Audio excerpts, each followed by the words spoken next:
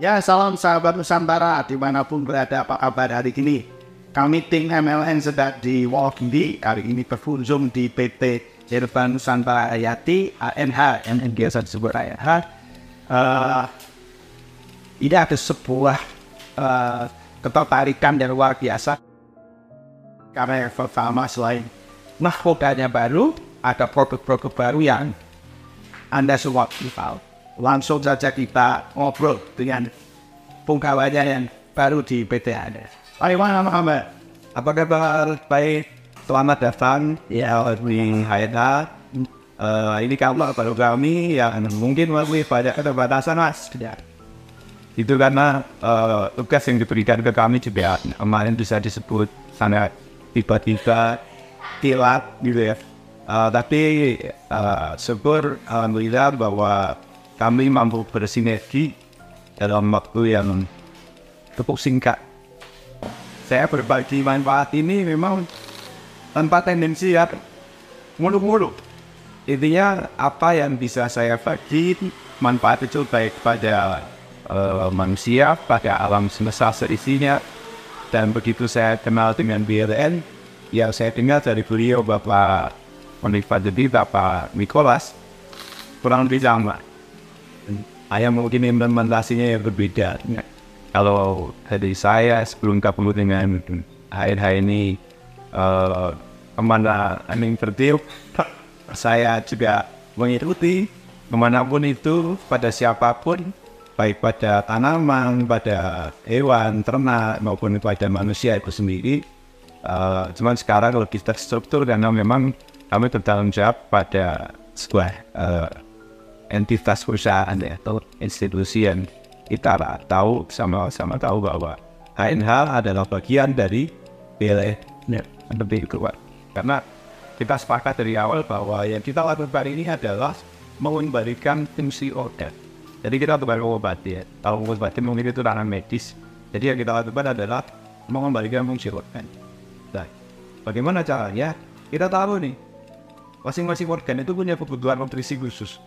Seperti liver, ginjal, paru, limfa, lambung. Kebetulan mereka ini apa saja. Kemudian kita berbeda dengan IT, laku kesehatan lebih. Jadi pada penderita liver misalkan, ada beberapa kasus yang ikatan ya. Karena memang diabetes kita ini biasanya sudah parah dari sisi kondisi fisik, lalu parah dalam kondisi keuangan, karena tentu mereka mencari alternatif pengobatan. Itu pasti karena sudah tidak memiliki biaya yang cukup untuk aplikasi atau treatment medis. Yes. Baru mereka datang, tapi datang itu biasanya sudah letoy dalam artian parah. Mungkin jalan sudah tidak mampu, bernafas pun juga susah, makan juga mungkin sudah tidak bisa ya. Nah itu kondisi-kondisi yang selama ini kita temui. Dan itu memang secara khusus harus kita tangani ya. Yes. Oke, untuk kemasannya ini berapa mili Pak? Kalau boleh tahu, kan biasanya 250 mili ya. 250 mili itu berapa hari biasanya? Nah itu tergantung dari masing-masingnya ya. Ada yang cukup sehari minum 1 sendok, misalkan itu bisa dipakai 20 sampai 30 hari lebih juga. Tapi kalau salah dari Pak Iwan sendiri untuk konsumsi ini, masing-masing nih Pagi dan sore, masing-masing 1 sendok air, 1 sendok makan gitu. Dicampur air boleh, dicampur kopi teh boleh, atau langsung boleh. Ini dicampur teh nanti jadinya lemon tea. Oh, Kan ada asam-asam yang dia. Tapi kalau campur kopi ya jadi harga sembelak. kita minuman kita campur gula pun tidak masalah, tidak gulanya kalah. Oke. Nah, dari mana Pak Iwan menemukan itu sejarahnya seperti apa? Ceritain. Oh gini. Jadi 2021 saya itu ditemukan sakit Pak. Pada saat saya posisi di Bandung. Waktu itu ada di Hotel Crown ya. Karena hari itu ada Jumat. Awal tanggal 23 Agustus. Itu seperti hari ini. Iya. Tapi pagi, kurang itu jam 8, saya itu mandi. Persiapan karena jam 9 saya ada rapat di DP2JK Jalan Riau, area Matadin atas sana, jam 10. Nah, saya mandi jam 8, posisi duduk kayak gini. Sepatu udah di sini, cuma saya ambil rokok sebatang.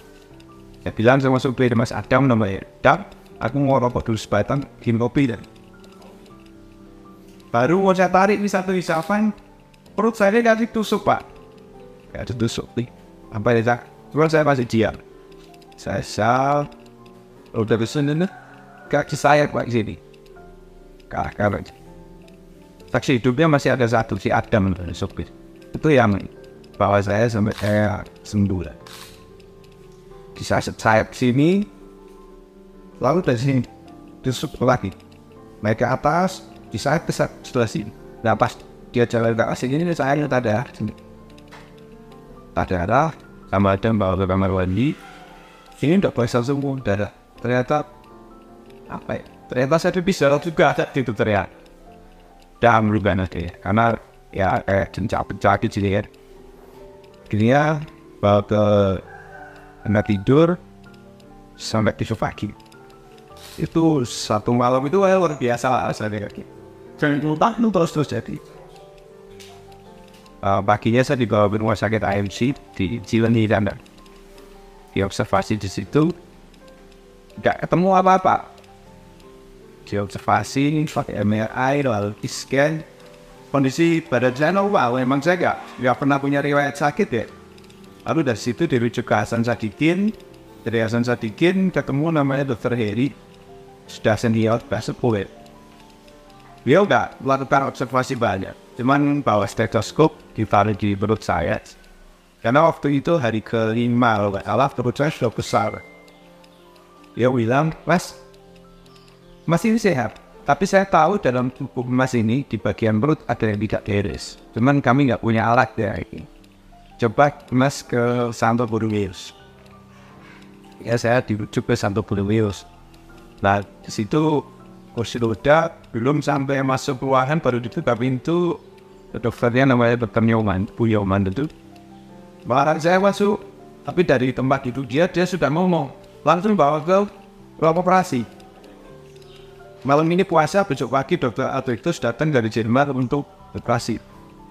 Lalu kan yang ngawal saya Pak Kades waktu itu sama si Abang nanya, loh sakitnya apa Bu? Ada 7 penyakit ini di sini. Kalau usah masuk langsung ke ruang operasi. Jadi waktu itu ada macam-macam lah kenapa diagnosa karena dari melihat secara fisik ya. Wis masuklah saya ke ruang operasi sampai besok pagi jam perawatan. Kepala itu sudah datang. Langsung masukin untuk MLA itu dipulak balik satu. Tarik keluar lagi, ini masuk lagi. Nggak ada apa-apa, akhirnya saya dikotular. Tapi 3 hari ya, 3 hari saya 2 bulan. Cuma saya waktu itu nafas sudah susah. Atau tadi yang satu-satu itu. Dan udah mau pakai. Terus jadi ibu deh, karena tiap sore begitu saya sakit itu ibu-ibu tersebut ngaji ya tiap pagi ngaji. Ibu itu jam baru datang karena tahu bangkai di rumah itu saya tahu bangkai. Ya udah akhirnya saya cuma sendiri sama Kak Asep. Kak Asep itu saudara si Adam, supir bak. Profesinya dia juru kunci di makam Sultan Hasanuddin Banten Lama. Itu ya yang menilai ICT ini. Setelah itu dapat informasi untuk ya kesalahan kembali lah ya. Karena namanya berusaha, secara medis kita sudah coba, secara metafisik kita juga coba, ternyata tidak bisa. Waktu itu diarahkan ke Ujang Besomi. Cuman begitu kita keluar tol ke arah pesantren beliau, udah ditelepon ini Pak Kades, Pak jangan ke sini, langsung ke Kuningan aja, ke tempat adik saya, kamu viewer. Ya udah, putar balik, naik ke atas ke arah Kuningan guys. Dia ke tempat kau. Nah di situ saya agak sembuh, bisa bernafas, bisa ke belakang. Satu malam paginya saya udah bisa pulang. Cuman dia sebelum total ya, luka darah sudah enggak, tapi gak set di mungkin bukan berdiri ini masuk ini karena di sini masih kacau lah gitu ya. Jadi pulang sini dan itulah prosesnya saya ketemu dengan Dr. Rido ini. Cari sendiri, ternyata hal semacam itu bisa dideskripsikan secara saintifik. Kenapa dia terlihat dan disebut goib atau disebut santet atau apapun itu? Karena partikelnya sangat kecil dan tidak terdeteksi oleh alat. Tidak terdeteksi oleh alat bukan berarti kita tidak bisa merasakan. Karena tadi dengan sempat sebut bahwa makhluk hidup ya. Nah semua yang ada ini termasuk kursi yang kita pakai dudukin. Kalau bicara partikel, ini kan atom nih, betul. Tersusun dari atom. Atom itu kan nggak arti, ya dia bergerak terus, gitu ya. Jadi tidak ada makhluk yang mati, semua hidup. Maka salah satu filosofi kita adalah semua makhluk yang wave atau hidup membantulah pada diri. Semua yang hidup, semua yang bergerak. Kalau semua yang ada ini bergerak, langsung air, betul. Ya. Jadi yang disebut dengan spiritual itu sebenarnya bisa kita terjemahkan juga dalam scientific ya. Karena kan ini hanya masalah cara pandang saja sebenarnya. Gimana maksudnya? Gini, misal saya mendapat seolah-olah gitu ya, mendapat bisikan misal. Jadi Mas Iwan, kamu ke sana gitu ya. Menurut saya pada saat itu kan bisikan ya. Betul. Padahal sebenarnya benar. Saat kesini kan semakin saya tahu bahwa itu bukan bisikan, tapi ingatan kita. Memori. Jadi kita mengingat saja. Bahwa dulu saya pernah mengajukan ini. Dulu itu apa? Maksudnya kapan? Saat saya berwujud bukan Iwan dong. Semua saya ini kan nanti setelah Iwan ini kembali pada asalnya, gitu ya. Ini kan raga dan jiwa. Iwan ini kan disebut Iwan kan karena casingnya ini sedang ini bisa kita pakai ya. Alat. Tapi sistem operasinya kan bukan Iwan. Dia abadi ya. Hidup itu kan abadi. Nah, ntar ini ada periode berikutnya lagi, nanti ini menjadi baik coba atau tinggal sama Mas Tony tadi kalau di bahasa agama tertentu reinkarnasi dan sebagainya.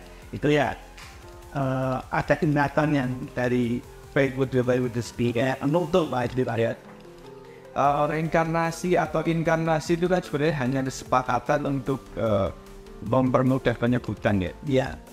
Nah, yang lebih hakiki sebenarnya bukan inkarnasi atau inkarnasi itu sendiri, tapi kesepakatan bahwa hidup itu abadi. Death. Itu abadi. Kalau nyawa, enggak, dia terbatas oleh waktu, karena dia disebut bernyawa itu karena bergabungnya sukma dan raganya tadi, casing tadi. Nah, saat sudah waktunya terbatas dan dia harus kembali pada asalnya lagi, ya sudah, ini kembali lagi pada tanah, pada air, pada api. Tapi sukma atau hidup itu ya kembali pada asalnya lagi. Untuk nanti dia mendapat tempat atau casing yang baru dan mengingat kejadian sebelumnya saat dia menjadi Iwan misalnya, atau Tony misalnya. Sebenarnya itu terjadi pada setiap orang ya punya ingatan. Tapi ada yang bisa dan ada yang tidak, itu karena faktor apa? Itu karena faktor ini ya, sensitivitas ya. Sensitivitas, jadi kepekaan. Kepekaan dan kemampuan kita untuk mengintervensi sel. Maksudnya, kalau mbah-mbah kita dulu ya, mbah kita atau bapak kita mungkin melakukan laku, puasa, pelek. Itu salah satu cara untuk mengintervensi sel.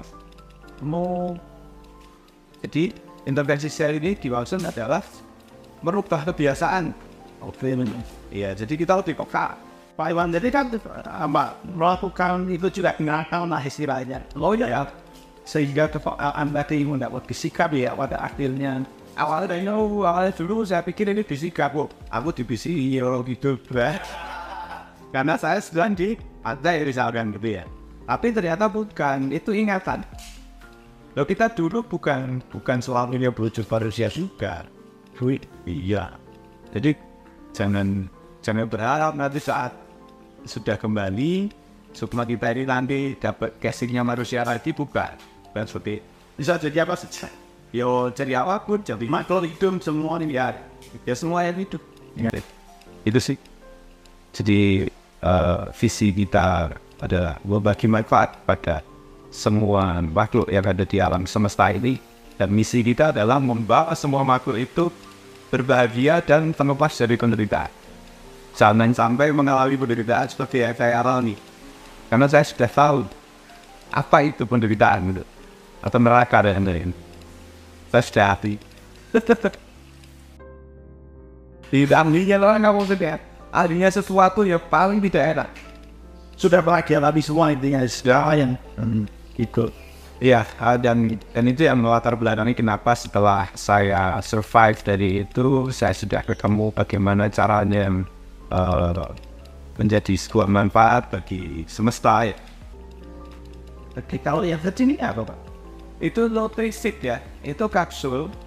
Jadi kita ada kapsul treatment untuk kanker. Karena limited itu. Tapi betulnya naksul tadi Kapsul. Jadi treatment pada penderita cancer, lalu penderita gagal ginjal, lalu penderita liver, lalu penderita malfungsi lambung dan organ pencernaan ada di Oke, tapi kalau ini berarti sifatnya pendamping dari nutritional atau bagaimana? Atau dia kalau pada penderita penyakit khusus ya, semacam cancer, justru yang utamanya lebih cancer, cancer, ginjal, lalu diabetes, itu memang ada kapsul. Nah, kapsul itu isinya pun Pak ya. Ada jahe, ada benih putih, ada trimopene, ada buah cemara, lalu apa yang itu zat habis ya.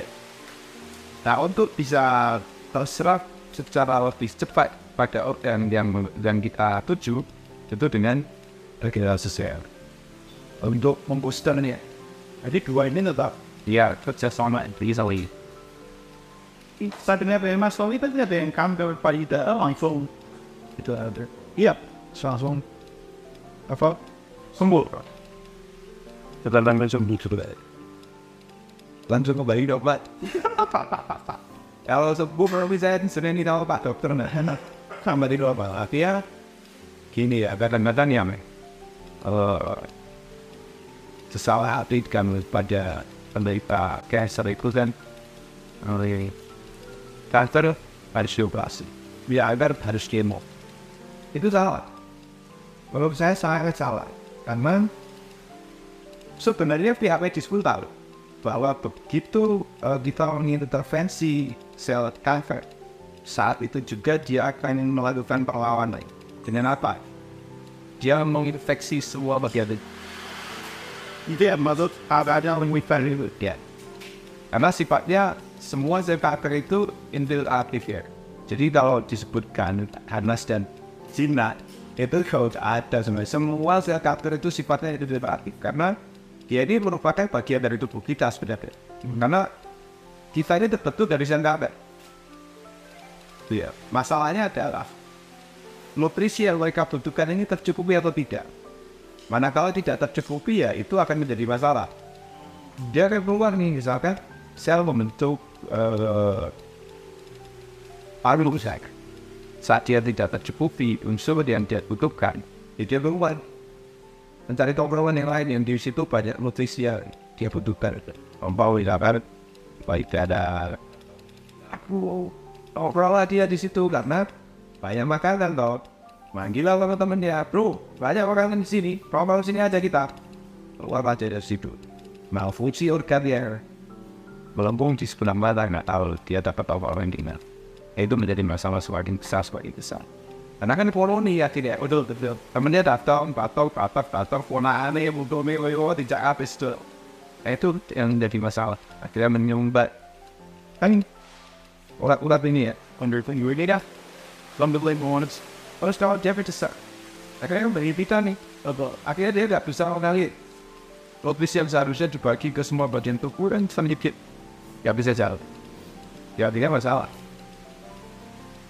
Pada setiap manusia itu pasti nih, semua manusia itu asam lambungnya nggak stabil. Sebelum kita lubino. Oh, nah iya. Nah kalau lubino ini sudah tebu, dia akan mendekomposisi semua unsur yang ada dalam lambung. Karena lambung merupakan sumber utama dari nutrisi yang dibutuhkan oleh semua organ. Dia akan mendekomposisi itu lalu mengurai, sehingga akan terjadi keseimbangan unsur. Dan perbaikan itu bisa kita hitung hitungan menit begitu dia masuk dalam tubuh. Langsung bisa kita amati ya, larjo juga. Langsung. Kan parameter yang paling jelas ada nasi pengguna sendiri. Betul. Dia akan merasakan tubuhnya itu bagaimana sih? Kayak gitu. Dan alhamdulillah pada penderita yang sudah kita treatment, semuanya sendiri. Dari 199. Itu jangka kesembuhannya bervariasi atau Bervariasi, ya, bervariasi. Satu tergantung kondisi parah dan belum tidaknya. Lalu ketiga, mungkin ada penderita yang sudah melakukan operasi. Lalu ketiganya ya karena mungkin keterbatasan karena jarak ya. Kan nggak mungkin kalau kita berjarak mungkin puluhan kilo kita masih terjangkau, tapi kalau sudah ratusan kilo kan kita ya bisa kirim dan sesekali datang atau komunikasi ya. Tapi selama penderita ini mau menuruti apa yang menjadi anjuran kita, ya cepat. Seperti contoh kasus hepatitis C, ya. Ada Pak Heri namanya, itu orang rakyat, Metesik kecamatannya. Itu sudah 5 tahun ada di Muadi. Jadi setiap bulan dia masuk Muadi untuk melakukan endoskopi dan treatment lainnya. Setelah 5 tahun, semua sudah habis, fisik juga sudah habis, secara finansial juga sudah habis. Pulang, karena justru pulang. Kami sudah berusaha semaksimal mungkin, tapi semua tergantung dari lihat ya. Asli lah, ya, faktor akhir nih itu. Kini sudah saatnya